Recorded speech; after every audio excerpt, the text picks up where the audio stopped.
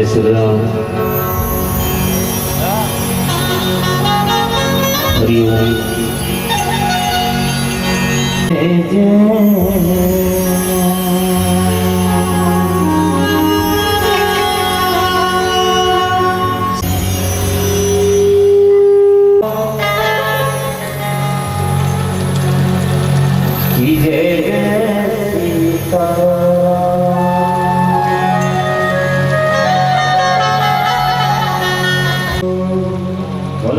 बिहारी लाल जय हो। बोल सच्चिदानंद भगवान जय हो। बोल सिद्धार्थ जय हो। श्री राम जय राम जय जय राम।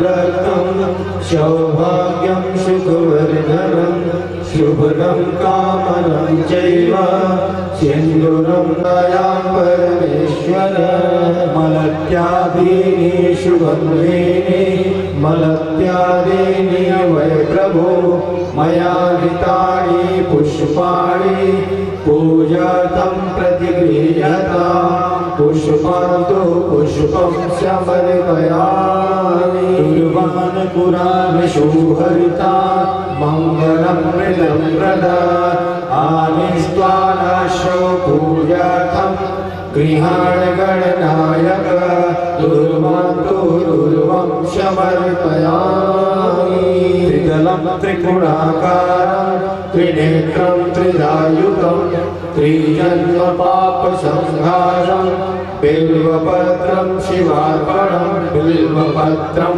समर्पयामि शमी समये नमी पापं शमिये लोहितकण्टिका धारण्यर्जुनबाणारा।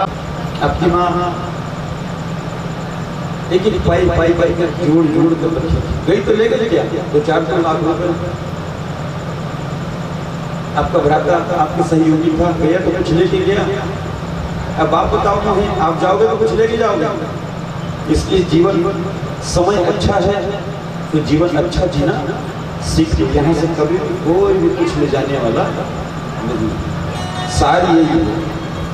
और आज महात्मा पूछने लगी कि प्रभु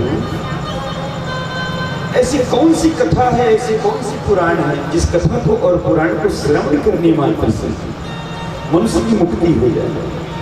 क्या आपकी पुराणी में ऐसी कोई व्रत है, कोई कथा है, कोई सार कथा है? तो सूत जी महाराज कहने लगे श्रीयंतापनम हे महात्मा आपने सुंदर प्रश्न किया और मन वाचा कर्मणा एक चित्त करके जब श्रवण करोगे तब मैं श्रवण कराऊंगा। और मैं भी आप दोनों पति और पत्नी को बोल रहा हूं ये तो पैसा खर्चा किए हुए कोई टाइम पास के लिए तो भागवत की कथा नहीं सुन रहे। क्यों बताओ जल्दी। थारो परिवार वाले पूरे बैठे हैं उनसे भी पूछना चाहता हूं लेकिन मारो एक बात समझ में ना आना। आप लोग कान अभी फूकाए हो, आपके थारो बाल बच्चे इतने बड़े बड़े हो गए हैं कान अभी फूकाए हो। तनिक सोचे कभी ये गाना भी फुकाए अभी तक जो जीवन जिए वो व्यर्थ का जीवन जिए कोई काम का नहीं था। अब आज से नया जीवन जीना चालू करो। वही मैं देखा आप भी नहीं फुकाए हैं, घर के लोग नहीं फुकाए कोई बात नहीं। आप तो बड़े हो आपको तो पहले फुका लेना चाहिए था।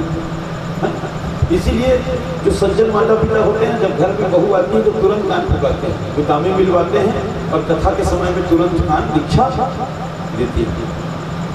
और आप लोग अभी तक नहीं कराए थे। आसन ऊपर और नीचे होनी चाहिए। ये एक बात। दूसरी बात स्वयज्ञामनं भोजने यस्य जब भोजन करो और बत्ती अगर बंद हो जाए तो अंधेरे में शिष्य को भोजन नहीं करना चाहिए। स्वानस्यामनं मज्ञ जो अंधेरे में भोजन करता है वो स्वान के समान होता है। और स्वान किसको कहते हैं बताने की जरूरत तो नहीं है। अब ये तर्क वितर्क आप लोग घर जाके करना कि आप क्या हो पता चल जाएगा। मारे दबाए लाइट बंद हो गया फिर भी दबाए पड़े तो गुरु दीक्षा की दूसरा लक्षण।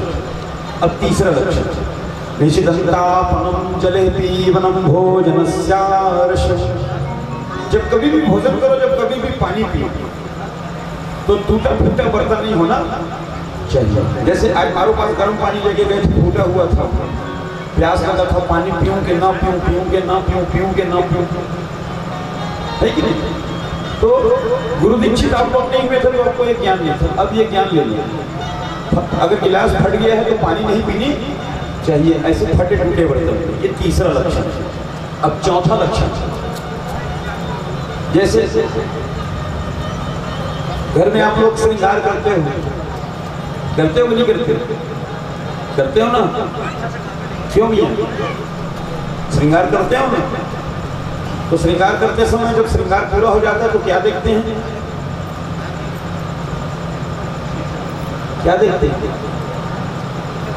क्यों परीक्षित क्या देखते हैं।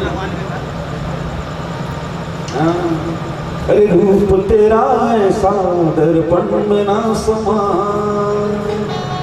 क्या देखते हैं दर्पण। और कहीं मेकअप में अगर कोई कमी हो जाए तो तुरंत क्षतिपूर्ति करते हैं ना। तो टूटा और फूटा दर्पण में अपना मुख दीक्षित हो जाने के बाद में नहीं देखना चाहिए। ये चौथा लक्षण। अब पांचवा लक्षण रसोद्वारम सरितावर्ष्य। बरसात का समय है अभी।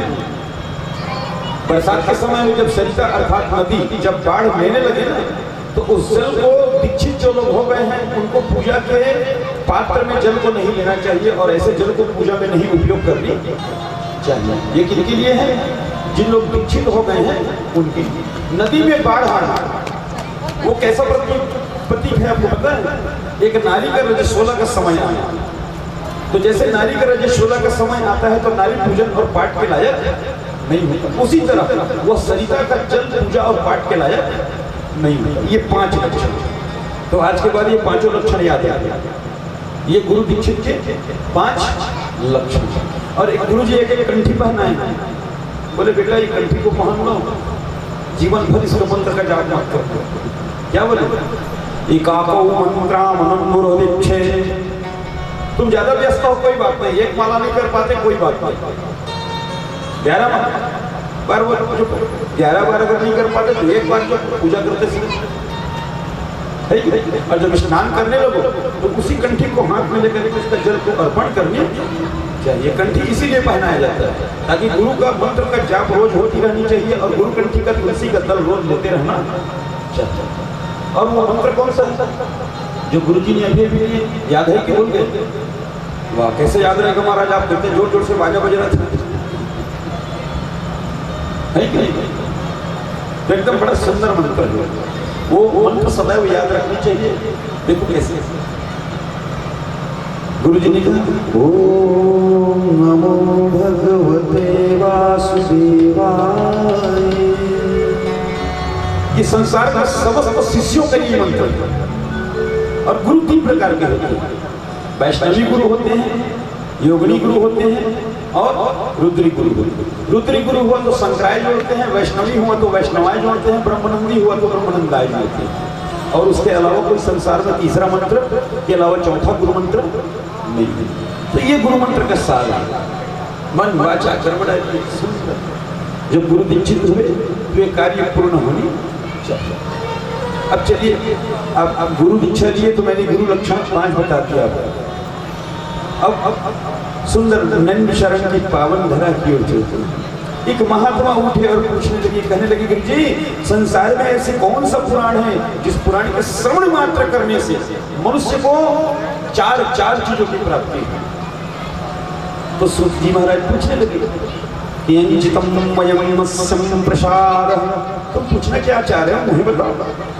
तो ब्राह्मण देवता ने कहा, गुरु जी मैंने लिंग पुराण सुना, गर्भ पुराण सुना, ब्रह्म वैवस्वत पुराण सुना, गरुड़ पुराण सुना। इन पुराणों में जो श्रवण का फल जो मिलता है वो निर्मुक्त होता है।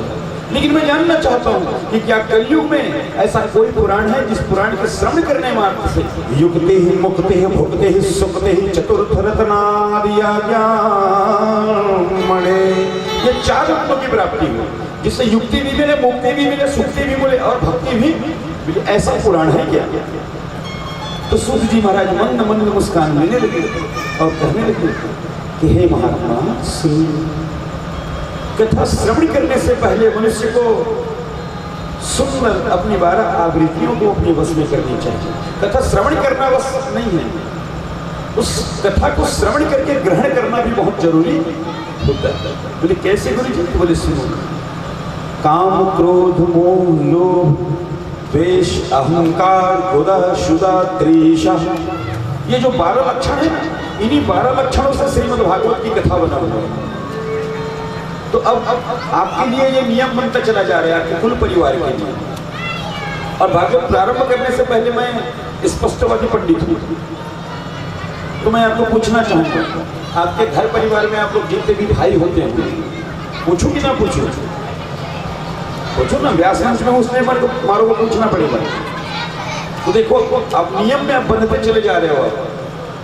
भागवत श्रवण करने के भी नियम है, विधि है। अब वो विधि मैं आपको बता रहा हूँ। और आज सूत जी महाराज ने संत मुनि महात्माओं को यही बात बताया। श्रवण करना आसान है, कहीं भी बैठो कथा श्रवण कर लो, 1-2 प्रसाद मिले तो लेके घर चली जाओ।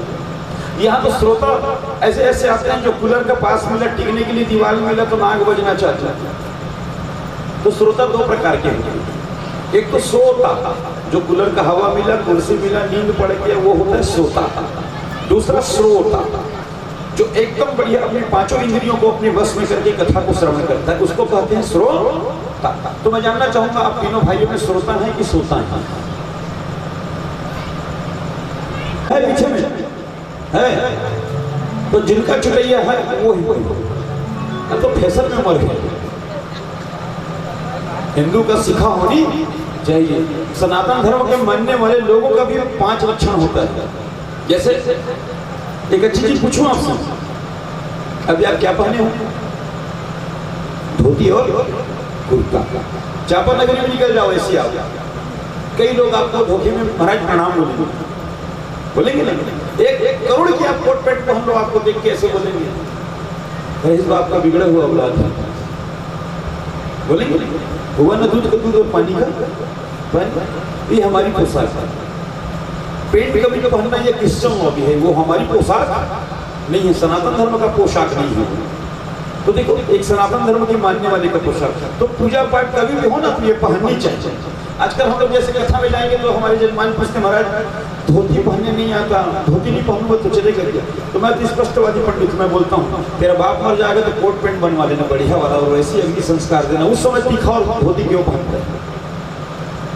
बाप को अगर कोट पैंट पहन के अग्नि संस्कार देगा ना तो वो निर्मुक्त नहीं होगा, वो प्रेत बाधा में चल देगा। इसलिए वहां सीखा और धोती पहनाया जाता है। तो पूजा में बैठते समय जब धोती नहीं पहनोगे तो कोई फल मिलने वाला नहीं। अभी आपके ऊपर डिपेंड करते हैं भाई, मारो में मुंह पेट लगा हुआ है, पेट पहन के कराओगे तो भी करूंगा, नहीं कराओगे तो भी करूंगा। करना तुम्हारा धर्म है, लेकिन समझाना मारो दायित्व। मान लिए तो तुम्हारा यज्ञ संपन्न होगा, नहीं माने तो तुम्हारा यज्ञ विफल होगा, उसकी जवाबदारी मेरी नहीं। दूसरा पोशाक। अब तीसरा आ गया कलावर। ये जो है ना, कोई भी पूजा होता है तो पूजा होने से पहले क्या पहनाया जाता है? कलावर। क्यों? ताकि शरीर में परिपक्व पवित्रीकरण रहे, बंधन में रहो। बंधन का मंत्र आप लोग को मालूम होगा, पंडित पढ़ता है तो आप लोग ध्यान नहीं देते। इन बद्धो बलि राजा दानिंद्रो मावला तीन त्वाम प्रतिबंधनामि रक्षे मां अचलह मां अचलह मां अचलह। हे असुरराज बलि के भगवान, मैं आपको साक्षी मान करके पूजा संपन्न कराने जा रहा हूं और आप मेरी विधिवत कलावर का बंधन कर दो ताकि परिपूर्ण मैं पवित्र रहूं। देखो कितना सुंदर। अब चौथा, जैसे पूजा में अभी आप आए व्यासपीठ में मारो तिलक किए तो मैंने आपका तिलक किया, तो एक सनातन धर्म मानने वाले का तिलक निशानी होता है, तिलक होनी चाहिए। और 5वां, वेद पुराण में, रामायण में, मानस में, भागवत में थोड़ी बहुत ज्ञान होनी चाहिए, तब तो सनातन धर्म कहेंगे। जैसे कोई मुसलमान भाई है वो कुछ लिख दलित भैया बोले क्या है आपके घर में अभी भागवत प्रारंभ हुआ है, बताओ तो भागवत कब हुआ? क्या बताओ तो बताना। तिथि द्वादश को प्रारंभ हुआ, क्या बताओ? जानोगे तब तो बताओगे ना। आज इसीलिए सनातन धर्म के मानने वाले हिंदू लोग पीछे हैं, क्योंकि अपन तो खुद ही नहीं मालूम कि भागवत कब प्रारंभ हुआ, कैसे प्रारंभ हुआ।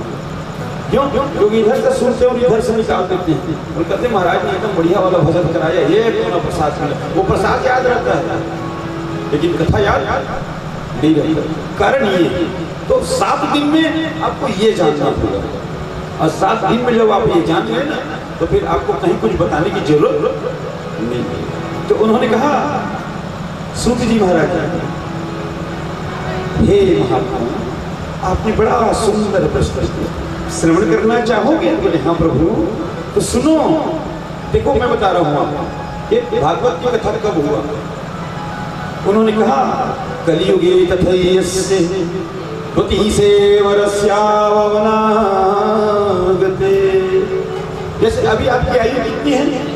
35 साल 40 साल जो भी होगा, वैसी कलयुग की आयु जब 30 साल की थी। कितनी साल की? 30 साल की। तो राजा परीक्षित थे भागवत सुना, और भागवत की आरती आप लोग सुनते हो कि नहीं सुनते? भागवत की आरती में क्या करते हैं? पापियों को पाप से है तारती श्री भागवत, है ना? किनको? पापियों को। राजा परीक्षित कौन था? पापी। क्यों? जो तपस्या में लीन पंडित है उसके गला में कोई मरा हुआ सांप डाले तो कोई पुण्यात्मा नहीं डाल सकता, पापी डाल सकता।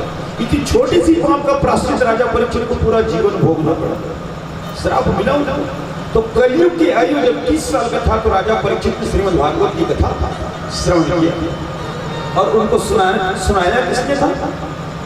तो सुखदेव मुनि जन धीवत नंदन व्यास पुत्र निवारण मम श्रीमद् भागवत कथा मन ज्ञायति पमहार राजा परीक्षित पूर्ण कारण सर्पयोगन कारण जीवन यकालन मृत्यु सत्तर जीव से मरणागतु।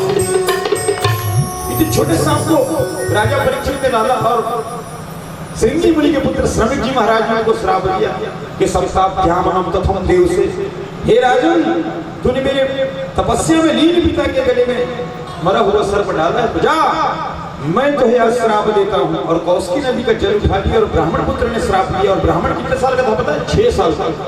6 साल का नन्हा पुत्र ने श्राप दिया, कहा कि राजा परीक्षित जा, यही तक्षक नामक सर्प आज के 7वें दिन तुझे काटेगा और तेरी मृत्यु निश्चित हो जाएगा। तो राजा परीक्षित अपनी मुक्ति को प्राप्त करने के लिए श्रीमद् भागवत की कथा श्रवण करने को बोले, सुनो ज्ञान होय भक्ति वैराग्य मुनि जन कारण मम महारण अहंकार मम वृद्ध कारण भक्ति जन कारण जरायु पुत्र न भवत कारण दिव्य यज्ञहारित मुनि जन नारद श्रीमद् भागवत कथा श्रवणादि।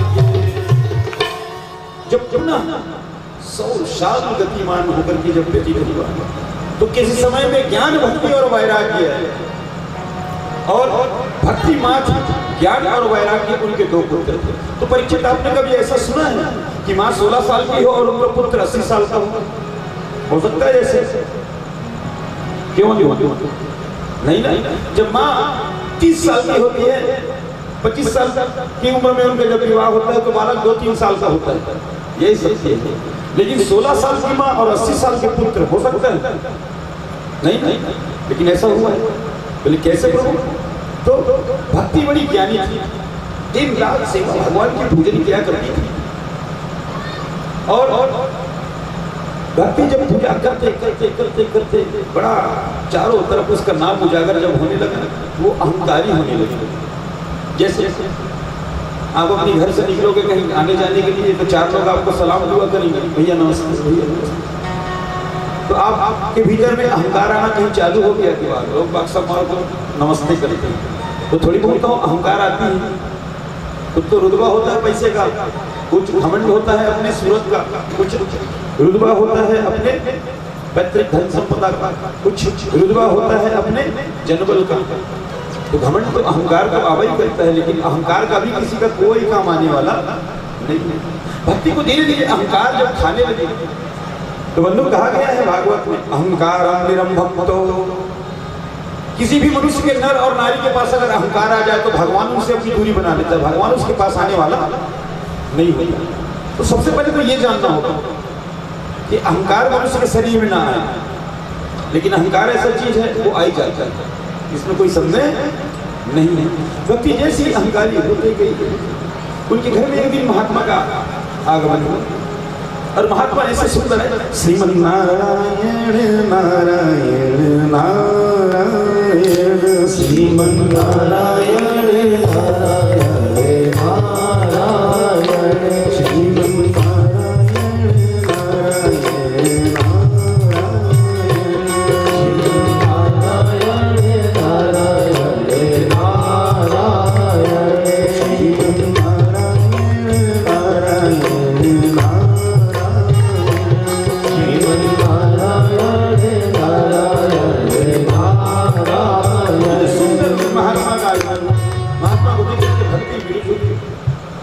महाराज प्रणाम, खुश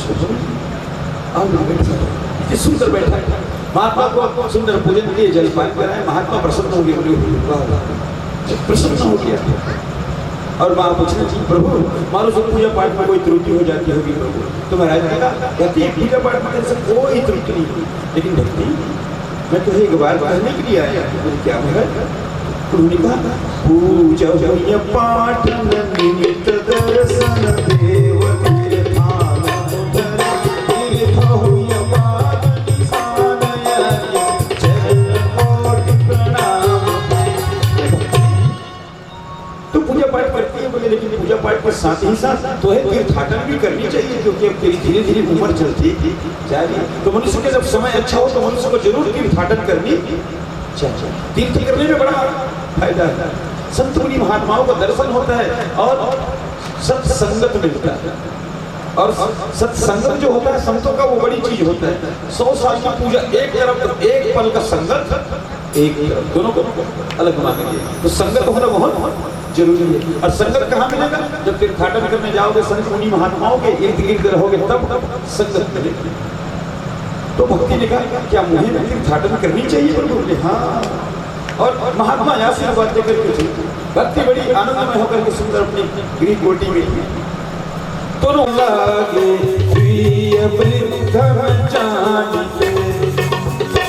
उन्होंने भक्ति को कहा जो तीर्थाटन जाने वाले हमारे भाई लोग थे कितनी सुंदर है देखो। और कहाँ गए हैं? तीर्थ।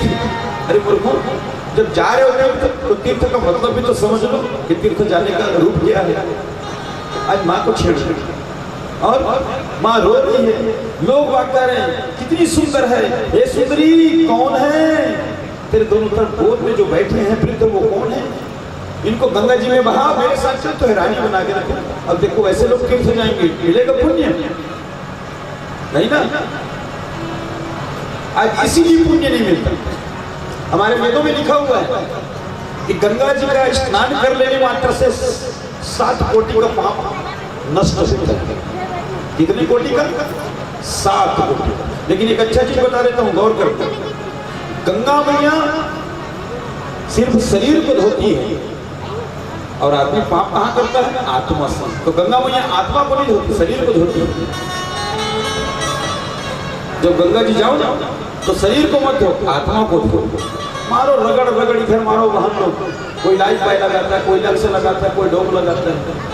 शरीर को मत रगड़ो, मन को रगड़ो। जब मन को रगड़ोगे ना तो मन का पाप दूर हो जाएगा। शरीर को रगड़ोगे तो एक बात बताओ ललित जी, जब भगवान ने किसी को काला पैदा कर दिया तो लक्ष्य नहीं, लाइट पाया नहीं, कुछ भी लगाया, वो गोरा हो सकता है? और भगवान ने जिसको गोरा बना दिया वो कुछ भी लगाए, काला हो सकता है? नहीं ना।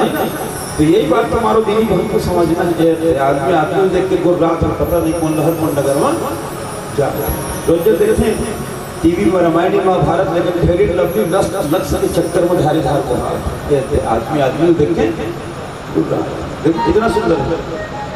तो यही तो जानना है, कोई अच्छा कपड़ा पहन लेने से कोई अच्छा क्यों होता है? वो तो अच्छा मन से होता है, उसका मन अच्छा होना चाहिए, है कि? कोई फटा हुआ कपड़ा पहना है तो एक बार बताओ, भगवान के मंदिर में दरबार में सब लोग जाते हैं, अमीर भी जाता है, गरीब भी जाता है, लेकिन भगवान क्या वहाँ अमीर अमीर को देख देख के फल देता है क्या? नहीं ना। हाँ, ये बात है कि पुजारी देख देख करके प्रसाद देता होगा। बड़ा आदमी 100 चढ़ाया केला देता है, गरीब आदमी 5 रुपए चढ़ाया फली दे देता। वो पंडित कर सकता है लेकिन भगवान नहीं करता है। भगवान तो सबको देखता है और भगवान तो उसकी मन की श्रद्धा को देखता है। जो जैसा आता है, जैसे श्रद्धा लेके आता है भगवान उसको वैसे फल देता है। भगवान के दरबार में जाने का है, लेकिन लोग बात समझ जाए तक की बात है। मन वाचा कर्मण ये एक चित्त हुए और आज सुंदर भक्ति को छेड़ रहे। माँ रो रही है, कह रही है हे प्रभु हे विधाता, आज कली के काल कलयुग में कैसे कैसे लोग हैं जो जा रहे हैं मंदिर, जा रहे हैं तीर्थाटन, लेकिन एक अबला नारी को छेड़। क्या ऐसे लोग बैकुंठ जाएंगे प्रभु? तो प्रभु ने आवाज दी भक्ति, ये तो जो कलयुग का प्रभाव है, ये तो कलयुग का प्रभाव है। और चारों तरफ भीड़ लगा हुआ था, सब भक्ति माँ को छेड़ रहे थे। नारद जी सुंदर इधर से आए थे आकाश मार्ग से और सुंदर करतार वीणा बजाते हुए कह रहे थे श्रीमन्नारायण नारायण नारायण श्रीमन्नारायण नारायण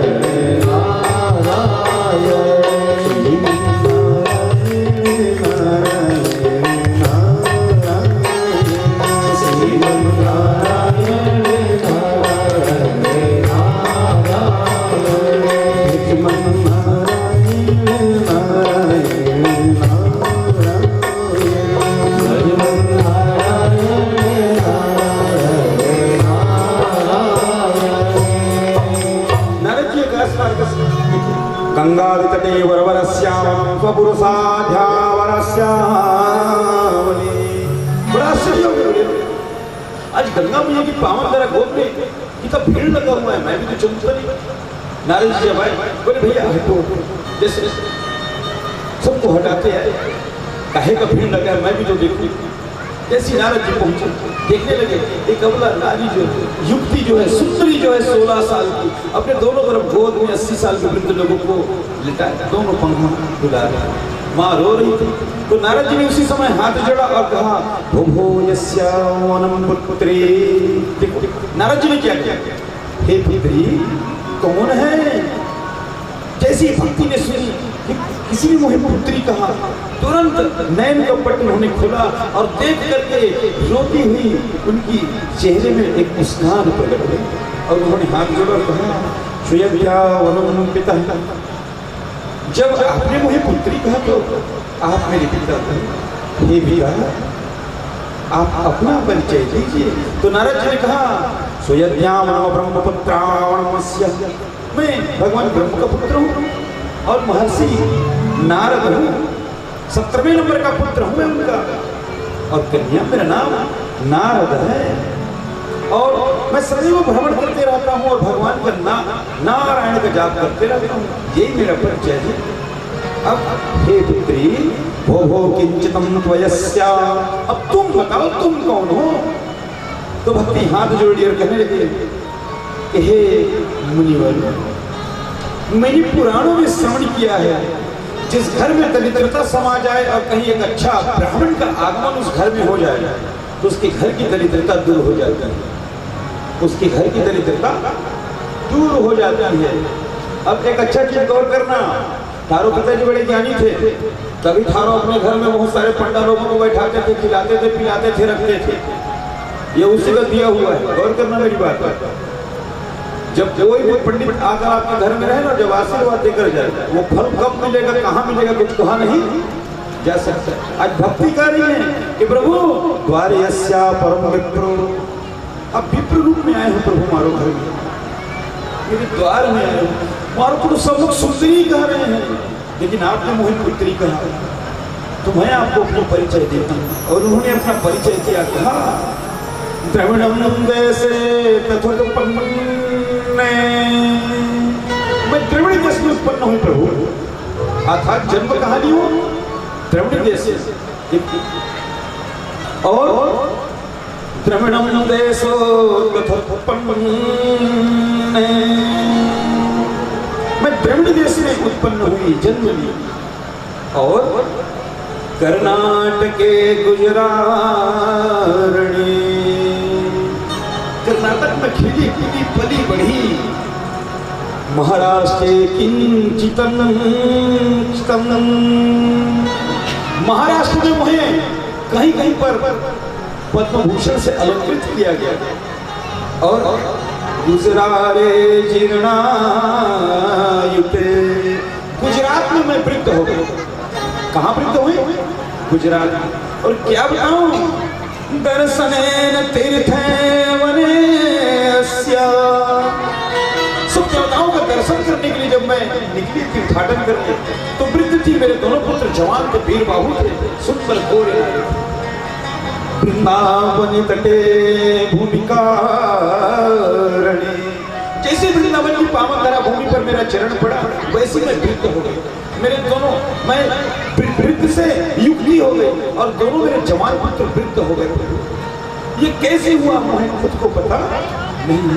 नारद जी ने अपने दिव्य दृष्टि से देखा और कहा पुत्र चिंता न करो। और जब उन्होंने देखा तो क्या देखा अहंकारो तथो भक्ति। और नारद जी मंद मंद मुस्कान लेने लगे। नारद जी की मंद मंद मुस्कान को देख करके माता भक्ति बड़ी क्रोध में होने लगी। अब एक बात बताओ परीक्षित, थारो घर में अगर कोई दुख का काम आ जाए और थारो ऊपर में अगर गाज गिर जाए और थारो घर में अगर कोई आकर के जोर जोर से मंद मंद मुस्कान लेने लगे तो आपको गुस्सा आएगा कि नहीं आएगा? क्यों भैया? मारो। अब आपको कैसे समझाऊं? थारो को बुखार है 102 डिग्री का, हाथ पैर में दर्द है और थारो पति जो महाराज आकर के बोले वो बुखार है, अच्छा हो, गुस्सा नहीं आएगा आपका? आएगा ना?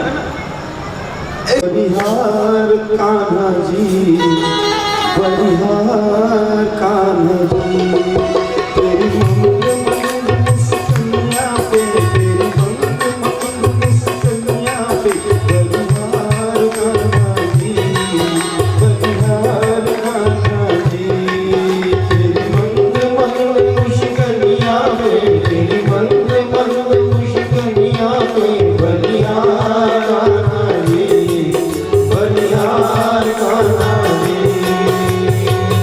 एक चीज को आप भी गौर करना परीक्षित, और पत्नी अगर मंद मंद मुस्कान ले रही है तो गौर करना, कहीं ना कहीं उसमें राज छिपा हुआ है। जब घर के बच्चे अगर मंद मंद मुस्कान लेने लगे ना माता पिता को देखकर, तो जान लेना 100-50 तक खर्चे चूना लगाने वाले हैं। क्योंकि हंसी को देखकर परखना चाहिए, क्योंकि यहाँ जब तक मनुष्य का स्वार्थ नहीं होता ना तब तक कोई मंद मंद मुस्कान लेने वाला नहीं होता। तो ये जानना है बस।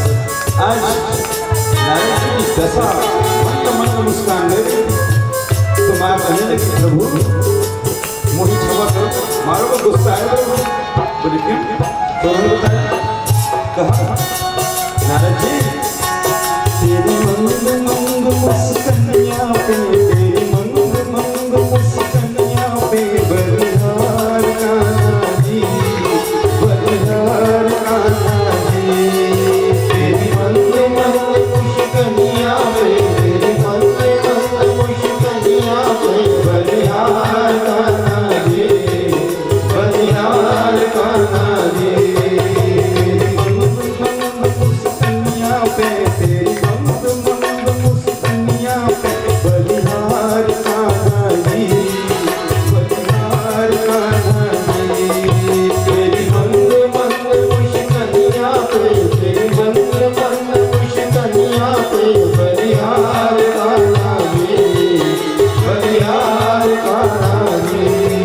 और भक्ति ने भगवान को याद किया ठाकुर जी और कहा नारद जी अब मंद मंद मुस्कान ले मारो को गुस्सा आ रहा।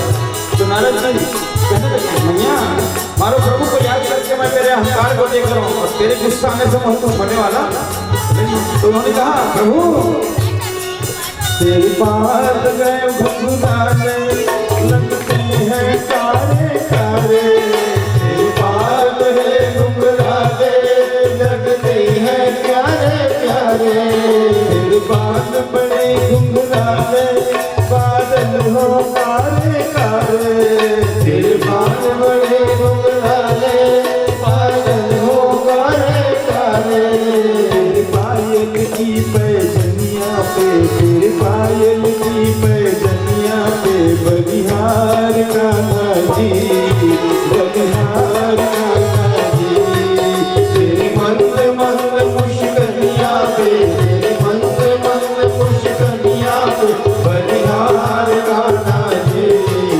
बलिहार कान्हा जी, बलिहार कान्हा जी, बलिहार कान्हा जी, बलिहार कान्हा जी, बलिहार कान्हा जी। और उन्होंने कहा प्रभु मारो को गुस्सा है। तो नारद जी ने कहा क्यों गुस्सा है मुझे बताएगी? तो उन्होंने कहा प्रभु मारो ऊपर में संकट गुजर रहे और आप मंद मंद मुस्कान ले रहे हो। तो उन्होंने कहा अगर मैं हंसूंगा नहीं तो तेरा भेद खुलने वाला नहीं। तो उन्होंने पूछा कैसे? तो बोले सुनो ये रोग तुम्हें क्यों लगा तुम्हें पता है? तो उन्होंने कहा क्यों? तेरी अहंकार के कारण से। और एक अच्छा चीज और बताऊं परीक्षित गौर से सुनना, आदमी कभी भी जब कोई दुख पाता है ना तो भगवान के ऊपर मर देता है, कहता है भगवान हमारे बेटा को नौकरी नहीं लग रहा है, मैंने ऐसा कौन सा गलती किया? सामने बैठे भगवान ने कहा था क्या अमुक आदमी को 2 लाख रुपए दे दूं? नहीं ना, वो तो तुम्हारी स्वार्थ ठीक बात है उसमें, ठीक बात है ना। जैसे तुम्हारे जीवन में तुमने कभी कोई गलती किया होगा, आपके जीवन में आपने कभी कोई गलती किया होगा, तो खुद को दिखाई नहीं देता, लेकिन भगवान की आपको कैसे पट्टी लगा सकते हो? वो तो एक एक चीज का हिसाब यही देता है और भोगना तो यही पड़ता है। चाहे आदमी कुछ भी समझे, आदमी का खुद का किया हुआ पाप और खुद का किया हुआ पुण्य मनुष्य को खुद को भोगना पड़ता है। क्यों? ललित भैया, आपने अगर कोई पाप किया तो आपकी पत्नी को भोगना पड़ेगा क्या? आपकी पत्नी ने अगर कोई पाप किया तो उनको ही भोगना पड़ेगा। जो स्वयं का जो पाप और जो स्वयं का जो पुण्य है वो स्वयं को ही भोगना पड़ता है। उसके घर में जरूर देर है लेकिन अंधेर नहीं। और वो देर क्यों है पता है आपको? उसका भी हिसाब किताब बहुत लंबा चौड़ा है, 100 करोड़ का है। हिंदुस्तान में 100 करोड़ की आबादी है, किसकी सुने तो उनको भी हिसाब किताब करने में थोड़ी देर लग जाती है, लेकिन बिल्कुल जब देता है तो ठोक बजा के देता है और कहता है ललित तुमने शाम को 7:15 में चांपा नगरी में ये पाप किया था, उसका फल मैं तुम्हें दे रहा हूँ, याद कर ले। ये याद कब होता है तुम्हें पता है? मरने के समय। जीवन भर याद नहीं होता। जब यम के दूत आते हैं ना और कहते हैं वो वाले में जाने का समय आ गया, बोले महाराज मुंह बंद हो गया है, कान से आवाज नहीं आ रहा है, ना खुशबू नहीं आ रही, कुछ बोलना चाह रहा हो अपने बच्चे को अपने पत्नी को लेकिन बोल नहीं पा रहा, शरीर को उठाना चाह रहा हो लेकिन उठ नहीं पा रहे। तो भगवान फिर कहता है अपने पाप को याद कर। तो यम के दूत कहते हैं अपने पाप को याद करके वो जीव उसी समय अपने पूरी जीवन को एक बार सरसरी तौर से खोजता है और पूरा पाप उसके सामने निकल कर आ जाता है। और फिर भगवान कहते हैं यम के दूत अब अपने पुण्य को खोज, तूने कहां कहां पुण्य किया। तो फिर एक बार वो अपने जीवन को खोजता है और सारी पुण्य उसके सामने आ जाता है। तो यम के दूत फिर उसी समय पूछते हैं पहले पाप को भोगेगा तो पुण्य को भोगेगा। तो आप बताओ, मैं अगर आपको पूछूं ललित भैया आपने जीवन में जो पुण्य किया पहले आप उसको भोगोगे कि जो जीवन भर पाप किया उसको भोगोगे? किसको भोगोगे आप?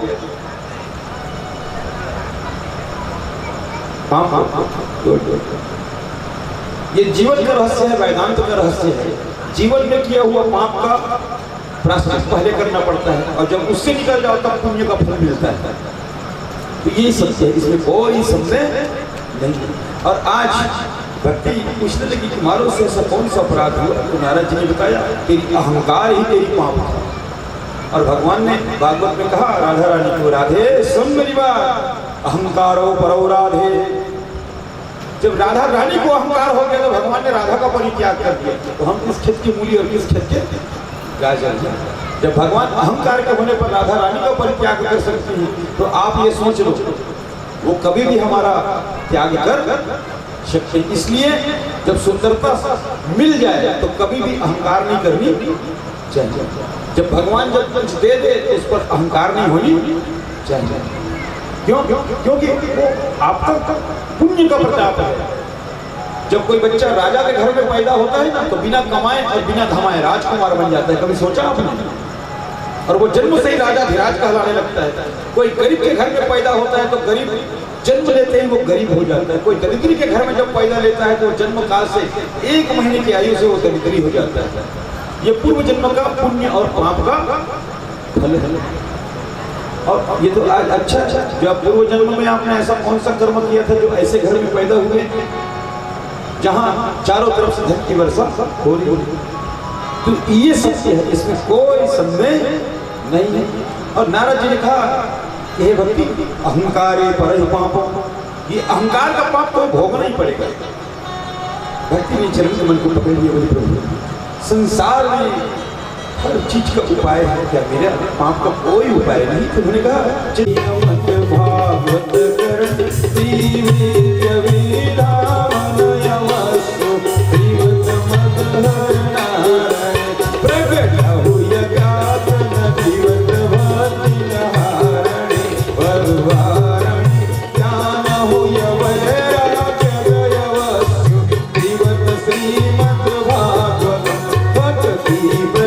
भव कारण मम दिव्य कोटि नमो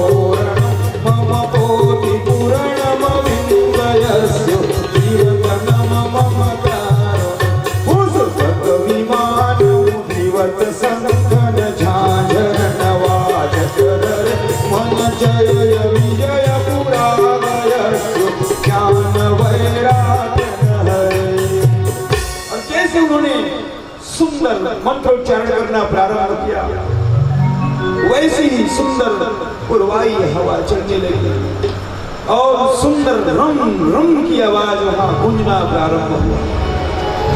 किसे कथा श्रवण करने वाले माता पिता अचर सूक्ष्म नर नारायण देवता जितने वहां थे सब वहां आवाज रम रम की आवाज को श्रवण करना था और सब सोचने लगे पता नहीं क्या होने वाला है। हवा जब जब तेज द्रुत गति पकड़ लिया तो भागवत के पत्ते फड़फड़ाने लगे, आवाज चढ़ना प्रारंभ हुई और उसी समय भक्ति संत मुनि महात्माओं के बीच प्रकट हो गए और जोर जोर से वह सुंदर भगवान का नृत्य कर गाना गाकर गीत गाकर भगवान के स्मरण करना प्रारंभ। सब लोग देखने लगे ये कौन है, गौरास देवी कौन है, कथा सुन के गौरास देवी।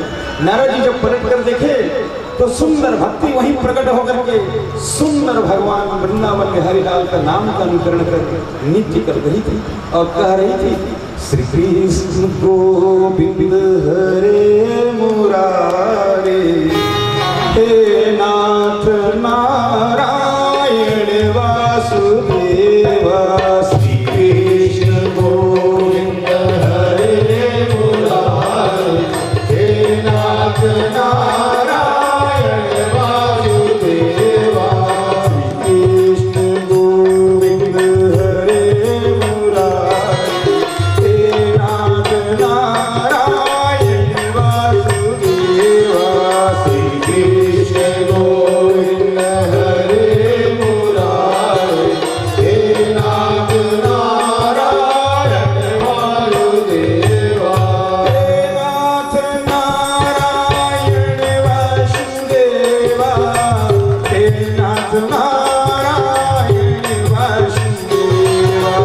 हे नाथ नारायण वासुदेवा, हे नाथ नारायण वासुदेवा। कृष्ण गोविंद हरे मुरारी, हे नाथ नारायण वासुदेवा। प्रकट हुई नारद जी दौड़ तू बोले हाँ प्रभु मैं, बोले तू यहाँ कैसे प्रकट हो गई? तो भक्ति कहने लगी भागवतस्यामरं चराचरस्यावस्य श्लोकाद्वयज्ञावनं मुहे। प्रभु जैसे ही आपने ये भागवत प्रारंभ किया, ये भागवत का श्लोक मंत्र मुझे चुंबक की तरह खींचना प्रारंभ किया और मैं गंगा मैया की पावन धरा से हरिद्वार की ओर में प्रकट हो गया। ये सब भगवान की कृपा है प्रभु। और नारद जी को सकोटि कोटि सुंदर प्रार्थना करने लगी, धन्य हो नारद, आज आपने मारो खातिर श्रीमद् भागवत की कथा सुनी।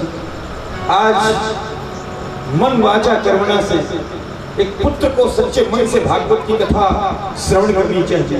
अगर एक अच्छा पुत्र अगर आज भागवत सुन लेना तो अपने पिता के लिए जरूर भागवत श्रवण करेगा। आज पिता 2 लाख 4 लाख 10 लाख न जाने कितना एकड़ जमीन छोड़कर जाता है, लेकिन वो पुत्र अपने पिता के लिए एक भागवत की कथा सुन नहीं पाता।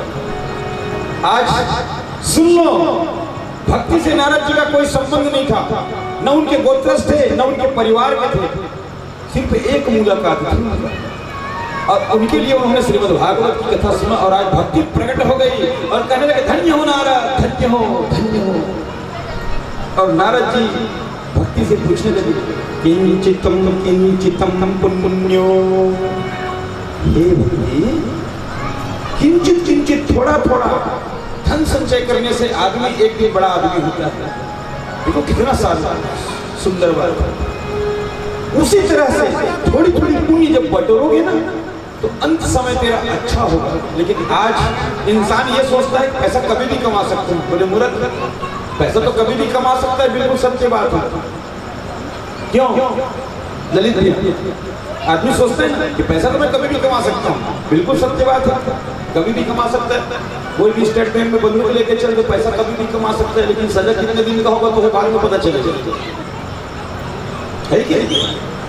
मनुष्य सोचता है तीर्थ यात्रा क्या करना, ये क्या करना, ये क्या करना, एक भी भागवत सुनूंगा सब पुण्य को एकत्रित कर लूंगा। बोले मूर्ख, तेरे कहने से और तेरे करने से कुछ होने वाला नहीं।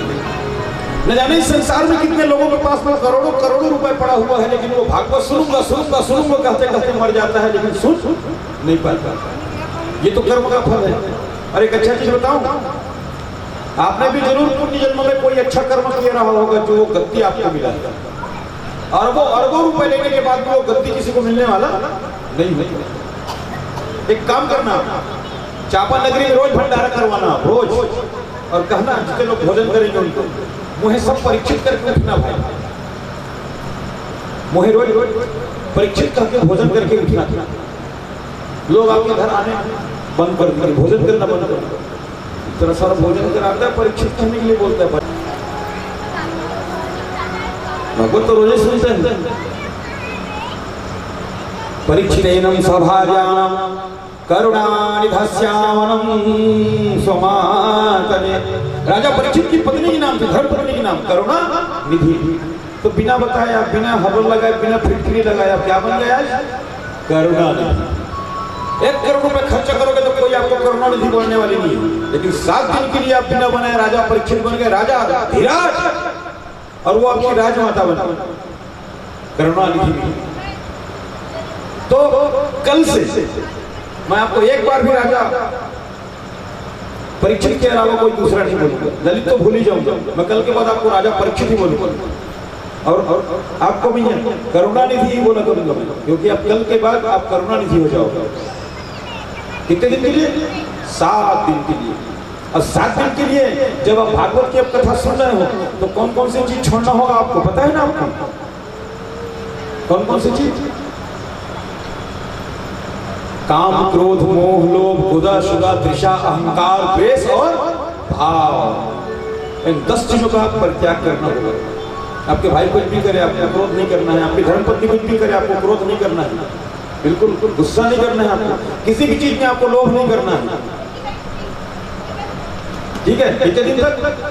7 दिन तक। अगर पुण्य को अगर समेटना है ये करना होगा। स्वार्थ अगर मुंह में छिपा हुआ है तो कोई यज्ञ का फल मिलने वाला नहीं है। और अभी आप किनके लिए सुन रहे हैं? अपने लिए तो नहीं सुन रहे हैं, लेकिन देखो एक अच्छा चीज बता देता हूँ, आपके पीछे जितने लोग बैठे हैं वो अपने लिए सुन रहे हैं। आपके पीछे जितने लोग बैठे हैं वो किसके लिए सुन रहे हैं? अपने लिए सुन रहे हैं। और आप किसके लिए सुन रहे हो?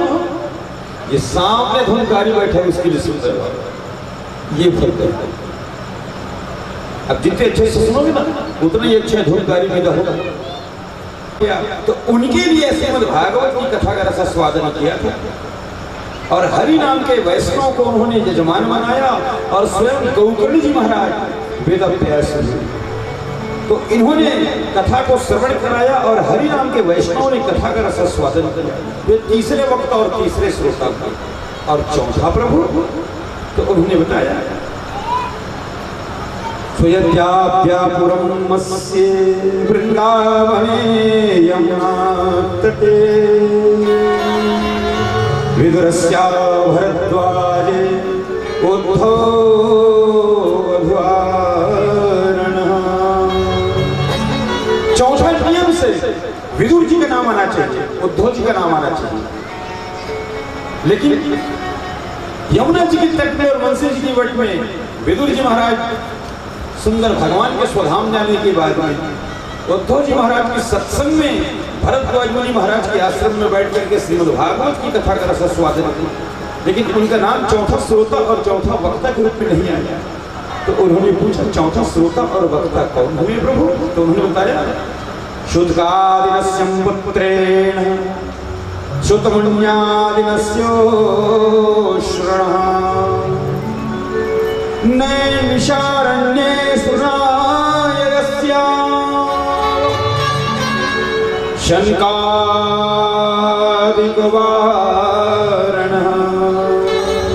सूत जी महाराज ने संत मुनि महात्माओं को श्रवण कराया, इसलिए चौथा श्रोता और वक्ता का नाम उनका है। और ये 4 श्रोता और 4 वक्ता का नाम मैंने आपको श्रवण कराया। संत मुनि महात्मा प्रसन्न हुए, धन्य हुआ धन्य हुआ। और सुंदर संत मुनि महात्मा पूछने लगे कि प्रभु अभी अभी आपने गौकिरण और धुंधकारी का नाम लिया, तो उनकी कथा रसस्वादन करना चाहिए। तो मैं आपको यह बताना चाहूँगा कि रात बहुत हो रही है, 10 बज रही है। आज की कथा में भागवत की पट खुलनी चाहिए। तो पट मैंने खोला और सुंदर गौकर्ण और धुंधकारी की कथा मैं कल आपको सुंदर श्रवण कराऊंगा, और कल से ही भागवत की कथा प्रारंभ होगी। और कथा का समय आपने कार्ड भी दिया है 2 बजे से कितने बजे तक का है, तो आप बताओ कि मैं कैसे बताऊंगा। मेरे हिसाब से चलोगे तो रात भर सुनो, मैं तो रात भर पढ़ूंगा तो भी भागवत विराम नहीं होगा। क्यों? लोग बात कैसे 3 घंटा में भागवत विराम करते, मारो को समझ में ना आए। भागवत की कथा इतना विराट है, उसको साल भर पढ़ो, 100 साल पढ़ो तो भी खत्म होने वाला नहीं। इसको जितना रिजन करोगे, जितना इसको मथोगे, उतनी साल कथा निकलता है। तो 2 बजे से 7 बजे तक का है। कितने बजे तक का? 7 बजे तक का। तो 2 से 7 कल से कथा प्रारंभ होगा। लेकिन एक अच्छा चीज बताऊं, जब 2 बजे आप बैठ जाओगे तो 7 बजे मैं आरती कराऊंगा। बिल्कुल।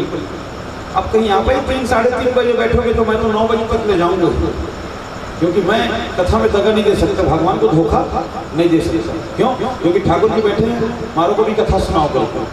तो आपको ही विराम दे रहा हूँ और सुंदर जजमान से अनुरोध करूंगा कि वो आरती की तैयारी करें। प्रेम से बोले वृंदावन बिहारी लाल के, प्रेम से बोले मोर मुकुट बंसी वाले के। और उसके साथ ही साथ एक छोटा सा बात करना चाहूंगा। जो भी अतिथि आए हैं, मैं मन वाचा कर्मणा से उनको कोटि कोटि वंदन प्रणाम, ढेर सारे स्नेह, ढेर सारे आशीर्वाद।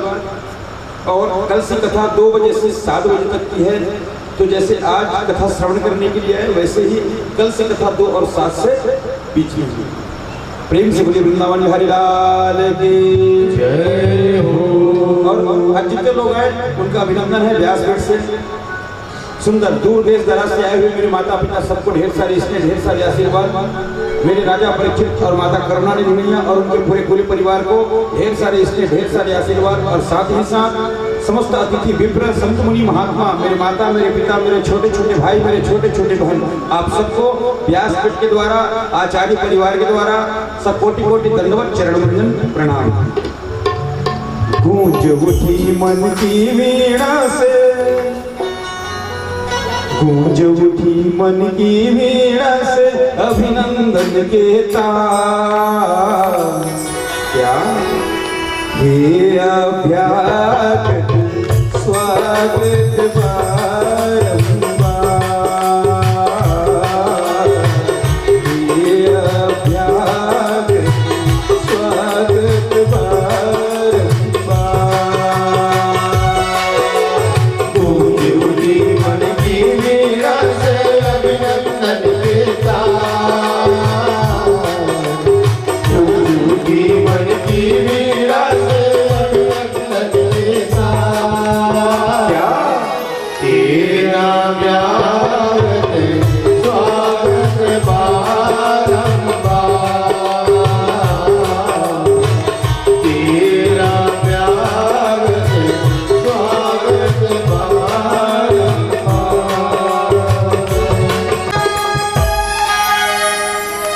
आगे कहना चाहूँ,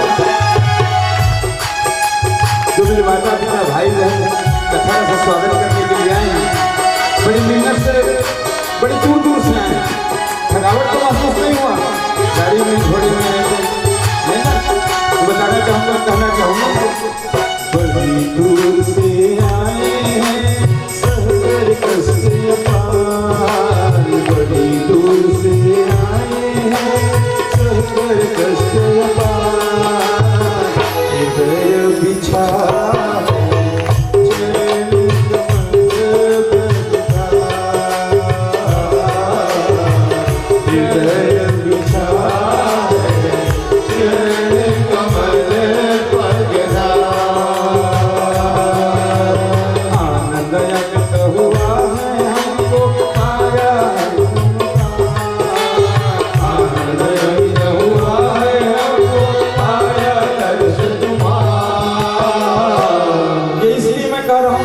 जो शब्द है ना, उसको मैंने इसलिए कहा देखो ये जो समय था ना कोरोना का काल, जो बच गए समझ लो वो बड़े पुण्यात्मा है कि नहीं? जो निपट गए समझ लो निपट गए। अब जब जिंदा हैं तो अब तो अपने लिए जी लो, अब तो अच्छा सत्कर्म कर लो, अब तो भाग दौड़ की जिंदगी बंद कर दो। हाय पैसा हाय पैसा। आज कोरोना ने बता दिया ये जो बीमारी है, पैसा किसी का कोई काम का नहीं, मरोगे तो ले जाने वाला कोई नहीं। अब तो छोड़ दो अपनी ढाढ़स, झूठी दुनिया, अब तो अच्छा जीवन जी लो। एक बात बताओ भैया, गौर से सुनो ना, आप ही को बोल रहा हूँ, सुन रहे हो ना? जब धीरे धीरे जब बुढ़ापा आना चालू हो जाए तो सब निकाल देंगे, ये जितना पहने हो ये सब कोई काम का नहीं है। पूछो क्यों? पूछो तो बताओ ना, जब खाली फिल्म मारो पास इतना समय नहीं, मैं खाली फिल्म बताऊँ आपको। जिस बेटा के लिए आप आज वही बेटा आप जब मरोगे ना, नोच के कान से बहू निकालेंगे। मर जाने के बाद तो दुख आपको होगा नहीं, लेकिन ऊपर बैठे जब प्राण निकलेगा ना तो आपको तकलीफ होगा। सोचोगे जिस बेटा के लिए मैंने एक एक अन्न बचा बचा के उसका पेट भरा, आज छोटा फूली तक निकाल रहा है नोच नोच। वो बेटा क्यों नहीं सोचता कि मेरी माँ ने खूब मेहनत किया, मेरे पिताजी खूब कमाए मेरे लिए, 2-4-5 एकड़ बनाए, 2-4-10 लाख रुपए बनाए, मुझे पढ़ाए लिखाए, संस्कार दिया, अच्छा नौकरी पहुंचाए, अच्छा मुकाम पर पहुंचाए। एक छोटा सा फूली बच्चा बचे रहे, सोचते ही क्या नहीं ना। इसलिए ये पद मैंने लिया और कहा बड़ी दूर से आए हैं बड़ी दूर से आए हैं सहकर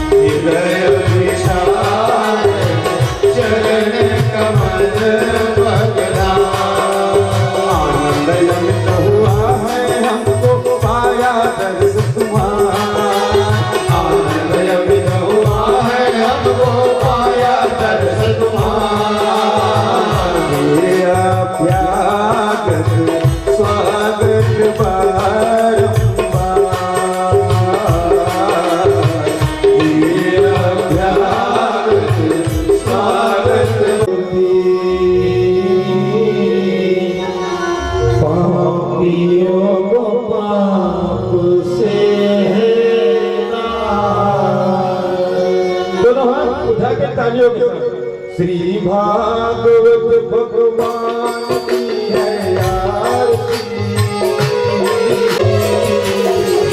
पापियों को पाप से है तारती, पापियों को पाप से है तारती। श्री भागवत भगवान की है आरती,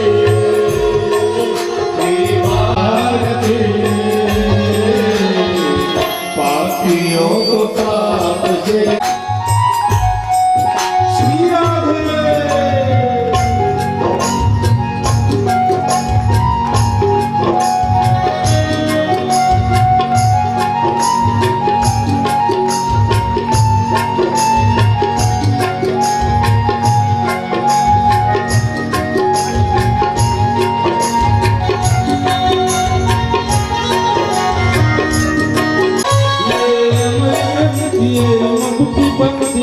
पंचम में निराला नाम यही हरि नाम यही हरि नाम यही हरि नाम यही हरि नाम। पापियों को पाप से है तारती, पापियों को पाप से है तारती।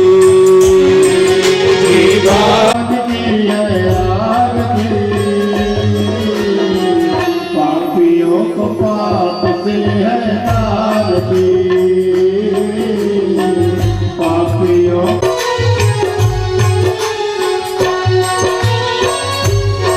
ये शांति गीत पावन गीत पापों को मिटाने वाला, दर्श कराने वाला, हरि दर्श कराने वाला, हरि दर्श कराने वाला। ये सुख करनी ये दुख हरनी, ये सुख करनी ये दुख हरनी, ये सुख करनी ये दुख हरनी।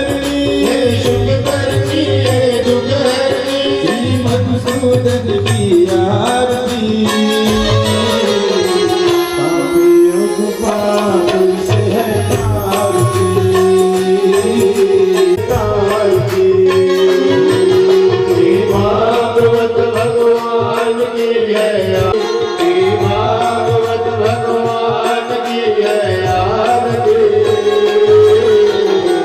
पापियों को पाप से है आरती।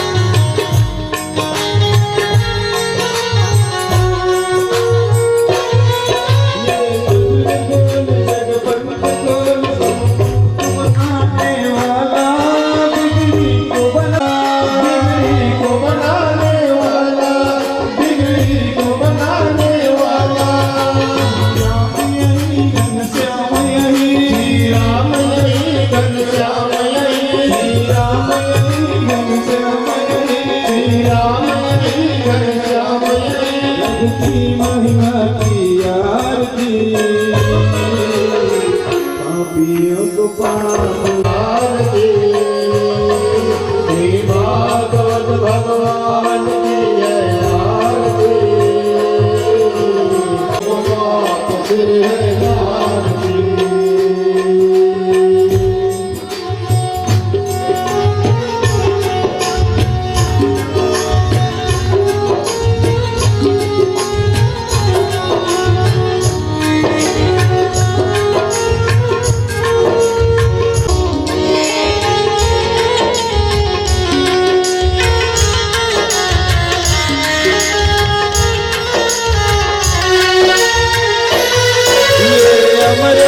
ये मुक्ति बन दिए वंचन वेद गिराला। नवज्योति जगाने वाला नाम यही हरि नाम यही हरि नाम यही हरि नाम यही हरि नाम यही हरि नाम यही हरि नाम यही हरि नाम यही। जगती मंगल की आरती। पापियों को पाप से है आरती। भागवत भगवान की है आरती। भागवत भगवान की है आरती। पापियों को पाप से है आरती। पापियों को पाप से है आरती। पापियों को पाप से है आरती।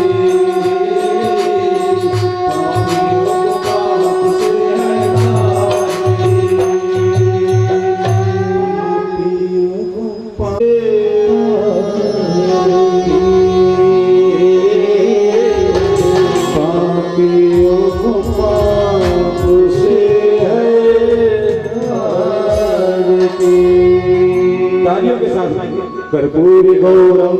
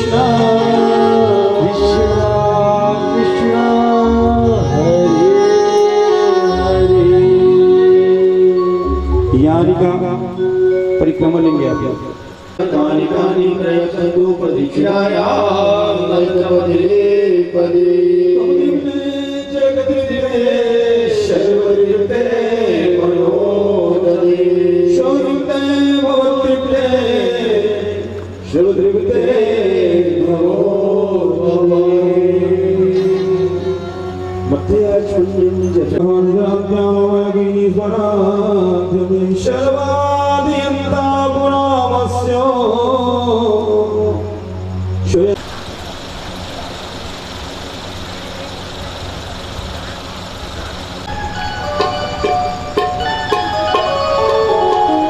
चलिए कोई एक बच्चा सामने आ जाओ घर का जो बच्चा हो मदद करो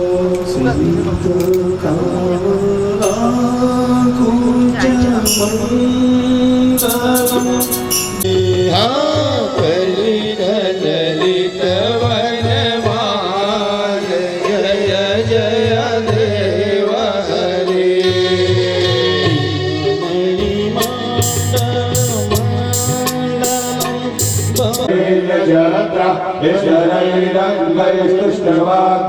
षष्ठयोभिर्यसेवाहि देवहितं यदायो पूर्वे शाद्या शान्तिरदेवा श्री कुबेराय महाराजाय राजाधिराजाय नमो नमः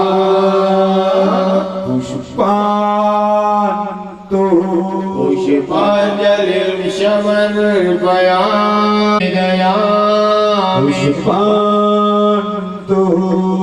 भगवान की जय हो धर्म की जय हो धर्म की जय हो धर्म का नाशो धर्म का नाशो नाड़ियों में सद्भावना हो नाड़ियों में सद्भावना हो विश्व का कल्याण हो विश्व का कल्याण हो सत्य सनातन धर्म की जय हो अपने अपने माता पिता की जय हो पुण्य महाराज की जय हो काल हरे कष्ट हरे दुख हर दारिद्र हरे हर हर जय श्री राम जय श्री राम जय श्री राम श्री ठाकुर जी महाराज की जय हो